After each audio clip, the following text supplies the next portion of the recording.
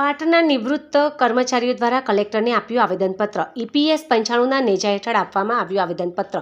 માત્ર 700 થી 1500 જેટલું નજીવું પેન્શન મળતા પેન્શન વધારવા કરી માંગ।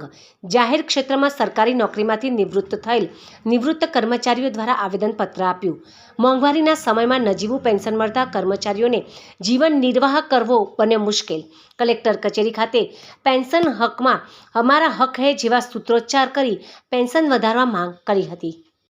સરકારના નિગમો, બોર્ડ, એસટી કોર્પોરેશન, કંપનીઓ EPF 95 હેઠળ જે પેન્શન મળવાપાત્ર છે એ અમને ખૂબ જ નજીવું 800થી માંડી અને 1500 2000 જેવું નજીવું પેન્શન મળે છે।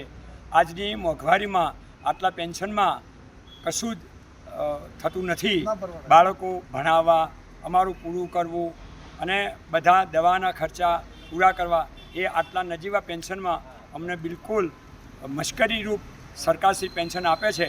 અને અમે છેલ્લા 15-20 વર્ષથી 95 હેઠળના પેન્શનના કર્મચારીઓ સરકારશ્રી પાસે મિનિમમ પેન્શનની માગણી કરી રહ્યા છીએ કે અમને મિનિમમ પેન્શન 7500 વત્તા મેડિકલ ભથ્થું અમને આપો તો જેથી કરી અમે સ્વમાનભેર અમારું જીવન પૂરું કરી શકીએ।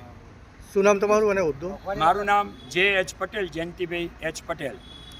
અચ્છા, આજે અહીંયા કોનો આવેદન રજૂઆત કરવા આવ્યા? અમે માન્ય કલેક્ટર સાહેબને અમારી જે માંગણીઓ સતત ચાલુ રહે છે છતાં સરકારશ્રી આ અંગે અમને આશ્વાસનો આપે છે પરંતુ ઠોસ કોઈ નિર્ણય લેતા નથી। એ બાબતે અમે રજૂઆત કરવા માટે આ લગભગ 50 થી 100 કર્મચારીઓ આવેદનપત્ર આપવા માટે આવેલા છીએ।